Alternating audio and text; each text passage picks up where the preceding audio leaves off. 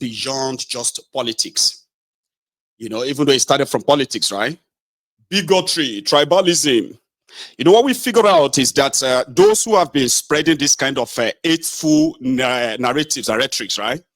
They are doing so just for one man.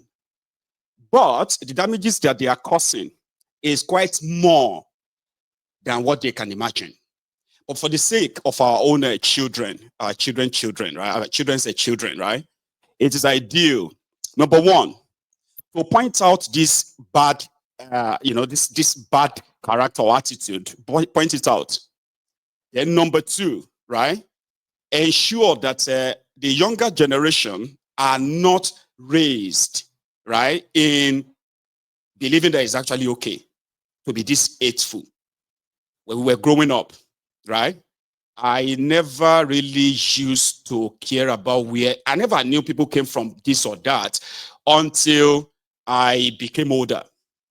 Even when I was older, when I became older, right, I still never really wallow in this level of tribalism, hatred, this and that, like we are witnessing today.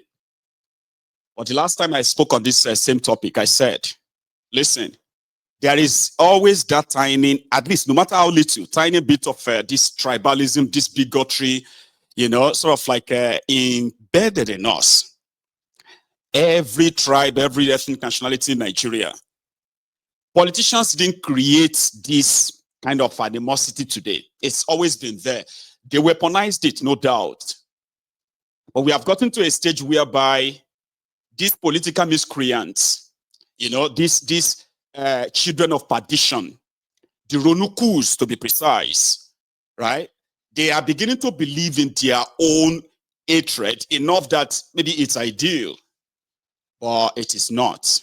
And that is why on Mayegun's Diary Political, I am doing my bit, you know, when we get to a stage where the supporters of a drug baron, drug dealer, is upset that, you know, families, people with a responsible family background and all that, that they could tear them apart. It's also part of, like, you know, the advancement of their political slavery, so to say. So tear them apart, separate them, tag them, add colors to them by categorizing them into different stupid citizenship categories or so. But none of this that they are doing is actually for the Yoruba's sake. It's not ever for the Yoruba land to start with. Now, if your parent taught you how to be hateful, right? Well, I think it would be ideal to give the glory to them than take the glory away from them and label it on the entire ethnic or tribe. You get what I mean now? Because people will tell you that there are good people and bad people in every tribe and this. And we also have people who have actually experienced the extreme tribalism. You know, extreme tribalism, extreme bigotry, something that gave them a kind of like a culture shock, sort of, right? So in all of this, speaking out is believed. Speaking out, speaking up actually does help. And that's what we are doing on Mayegun's Diary Political. Living in denial, we have people who live in denial. Those who understand that this actually happens. Maybe they have participated in it, spreading it or encouraging it. However, they live in denial to make it look like it's nothing. I used to say some of these banters too, they are nothing. Well, they were nothing, or maybe they were, but we were so ignorant that we felt it was actually, maybe they were something. But we're so young, so ignorant that we felt like they were nothing. But this day and time, younger generation are now asking and questioning everything they were told. So it's no longer just going to be about you telling somebody that the Yorubas are this or the Igbos are that, you know, or the Hausas are this or the Robos are, you know what I mean? Like, it's not enough to say that about people anymore. You know, you would have to actually like give concrete empirical evidence to say, you know, I mean, deal with people individually too. That's another thing. We want to encourage that people should deal with people individually. Yeah. Anyway, so on Mayegun's Diary Political, I've brought to you two stories. They are very common. And some of you will probably, you can relate. Depends. Okay. So we have a situation whereby some of us believe that Nigeria is not working for us, except for the criminals in charge, right? And in that regard, the only way Nigeria can work for every indigenous people in that place is by asking them if they still want to be part of this contraption or not. Okay, that condition. And I supported the breakup of that contraption, by the way, and peacefully, where people would decide where and then what have you they belong to.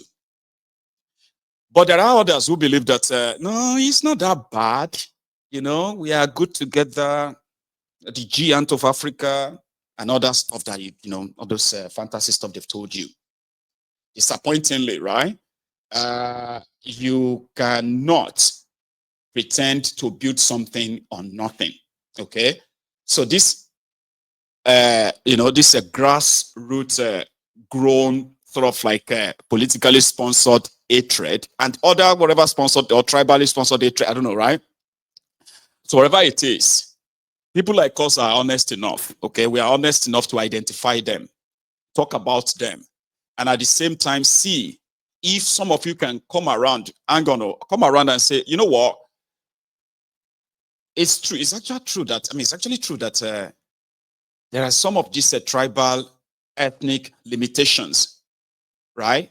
There are some of you can't really explain, but somehow your own ancestors, the generations before you, even your parents, they probably conditioned you to reason that way. So when you now reason and well and say, okay, they say that the Igbos should not marry the Yorubas. The Yorubas should not marry from other place. You know what I mean? Like everybody should day their day.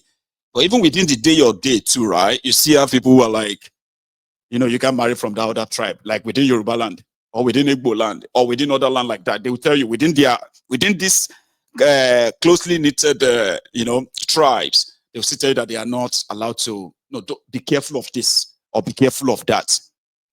Do you understand? Even though they probably want to believe that they are of the same country, we have the same country, Nigeria. We are one Nigeria. We are one, we are brothers. But in practice, genuinely, there is nothing like that. But like I said, there are good people in every tribe. There are bad people in every tribe as well. So when you are now dealing with any individual, I want to encourage you to actually deal with that individual as that individual, not as the entire ethnic nationality of his. That would be a good start. However, the concern for why we need to keep shedding more light on this every now and then, and every opportunity we have, we should continue to put it out, is that we have had, despite these differences, right, we have had our people who have intermarried, okay? And when you get to a state where people are saying that if war breaks out today, you get, they will kill this also set of people first. I say, but you are married to one. No, I don't care. I will kill my own children first. I will kill my own this and that first. Like, what kind of hatred would be so grown inside you enough that you do not want Nigeria to break, but at the same time, you hated yourself so much? That, see, when people married like this, like intermarried, you are supposed to be like, oh, that's a bond. There are people who are afraid of that though, right? I have people who are afraid of intermarriages and all that. They said the more people are married to one another from all ethnic and what have you, yeah, they said the more it will become impossible to break up Nigeria and all that. Anyway, to me, before we get to that stage, we should actually deal with the the current existential threat to these intertribal, inter-ethnic marriages. Their products are being caught into their blood, right? And then somebody who was in a relationship, you see, some of you are older today, especially those of you who are like, what did they call us, the 80s and millennials, right? Or maybe those of you who are before us then, the, what they call you, baby boomers or something, right? Anyway, to those of us, to those people who are older, or maybe my age too, right? So they will tell you how much relationship got destroyed, terminated, simply because the parent of their spouse, or sorry, of their, I don't know, can I even use a fiance or so? Anyway, of their boyfriend or their girlfriend, their parents rejected their relationship. It's not their own relationship. Oh. It is not theirs, oh, you know. But they are like, no, you can't. So when you ask them why, for those who got answers, many people don't. I mean, many people didn't. But for those who got answers, they just make up some ridiculous excuses, right? Just to say that no, you can't.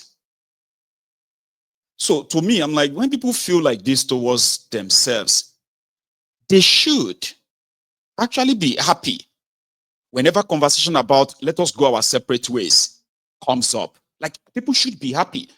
People who says they could barely live or tolerate one another, right?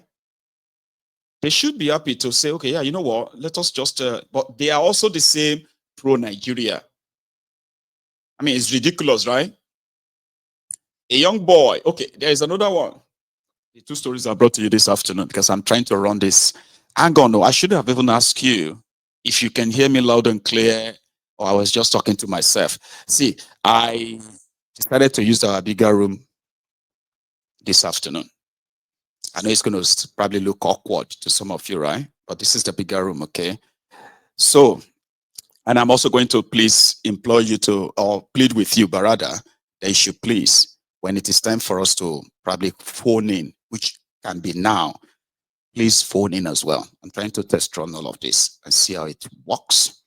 And if it works well, of course, I can begin to share with you, the podcast where we can bring in, guests. We can bring in guests to come in, have their own views heard and all that stuff. Here you go. So, and anyway, I'll come back to that. Let's continue our gist a bit, okay? So this young man in Nigeria, right? Yakubu Golos did something. He set up NYSC after the genocidal war of 1967 to 1970.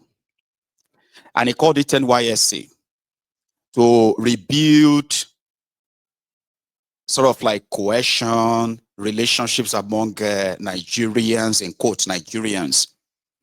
And Nigerians or Nigerian children, students, right, will be posted across Nigeria to go and serve in different parts of the country in order to learn about them, culture, tradition, and what have you.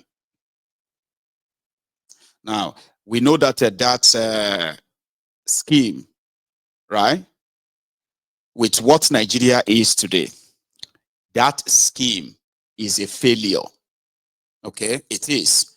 So rather than for Nigerians to kind of like have what is called a national, national dream or national goal or national something, something that gives everybody this national cohesion, something that you say, oh, this moment, I don't want to think as a Yoruba, I don't want to think as a this, I don't want to think as that, I want to think as a Nigerian. Yeah, no, it didn't. It failed woefully. Like it failed. Today, it's just it's like a meat machine, kind of like a meat grinder, where they now send these children to different dangerous zones, dangerous spots across the country. And everywhere they still go to, you will still see many of them that will tell you how they are being discriminated against, or how they are actually like probably being really supported. So I have these two stories for you, all right? And they are stories that you can easily relate with. I mean, I've heard something like this for like many times. Yeah, many times. And one thing is that I've had people who were told never to marry themselves. You get that now? They were told, no, you can't marry yourself because this person is from that tribe or not that tribe. Here you get. And they ignored their parents. They got married. They were in big, serious, problems after that. However, they still disobeyed them. But you see, these days, right? Especially after that, your 2023 charade, it is more or less like a deal breaker now, okay, where people are beginning to see that whatever, I mean, the future dangers can be avoided now, okay? You don't want your children to be called tainted blood. They can't become anything in your land. It's unfortunate to share you get. However, especially us, us Yorubas, you know, that's one thing that you will never forgive the Ronukus. You see, the Ronukus are like cancers. They have succeeded in making it look like this is who the Yorubas are. But somebody said, you see, the Yorubas are the most accommodating people in today's Nigeria, even though somebody will say that's debatable, but I'm a Yoruba man, okay? So we are the most accommodating. Yeah, we do have some, you know, some low lives among us, just like you have them all over the place, right? Some low lives among us whose self-esteem have always been so low, and they are the loudest. Do you get that now? They are the loudest. It doesn't matter whether they have money, whether they are educated or not, whether they are rich or poor. It doesn't matter. We have those primitive-minded people, even within, you know what I mean. However, there are so many very, very good Yorubas. I have had testimonies of people who have had encounters with Yorubas, or the Yorubas who have had encounters with the Igbos, and they have been like a life-changing experiences for them. Lovely stuff, right? We have had people, people say that we are the least traveled in that Nigeria, maybe not outside Nigeria, but within that Nigeria, they believe that the Yorubas are the least traveled within that space. So therefore, they heard more about, you know, the innuendos, the outputs, and other junks that are made up about other tribes, other ethnic nationalities in Nigeria and all that, right? Anyway, the Yakubu Golo's National Youth Service was supposed to bring a cohesion across the country. As it is today, right? It is obvious that that didn't work. So if that failed, at this point, the breakup will be the ideal one, right? But you know, the new generation, I'll call them the Gen Z, right? The Gen Z, who are people who, I mean, the generation that questions everything. So today, they are also discovering that most of what they were told by their own parents and then their own parents, most of them were made up just to suit these primitive, tribal, bigoted agendas. They are finding out, while others are also finding out that that is also not completely true. You see, there are people who are now aware, and the younger generations are beginning to, like, you know, doesn't mean that there are still no others, right, who are dwelling very much in this. So a lady who lost her relationship is what I'm going to share with you first. So you tell me, when you call in, you're going to share with us, what is your own personal experience like? You know, are you also considering this, what do you call it? Are you considering trying to save your own future children, right? So by making sure that you choose your partner very carefully. Well, you do choose your partners very carefully. We have to choose our partners very carefully anyway. But, you know, tribally and other stuff, these are real existential problems caused by the political criminals in that contraption. But raising awareness more on on this, right? There are other things that you can also possibly get out of this. Because another thing is that when you allow wrong people to have access to power, when they begin to deal with the rest of us, like somebody said that when you fail to show interest in politics, when you don't show interest in politics, right? Then what happens is that you would have to be ruled by your inferiors. Have you noticed that? Yeah. When superior, talented, educated, enlightened, humane human beings stay away from politics. So you'll be left with your inferiors. You will be ruled by your inferiors. Look around you. Look at those guys parading themselves as those in charge of that contraption, pushing tribal, religious, ethnic, this and that, all this hateful hatred, right? All this stuff.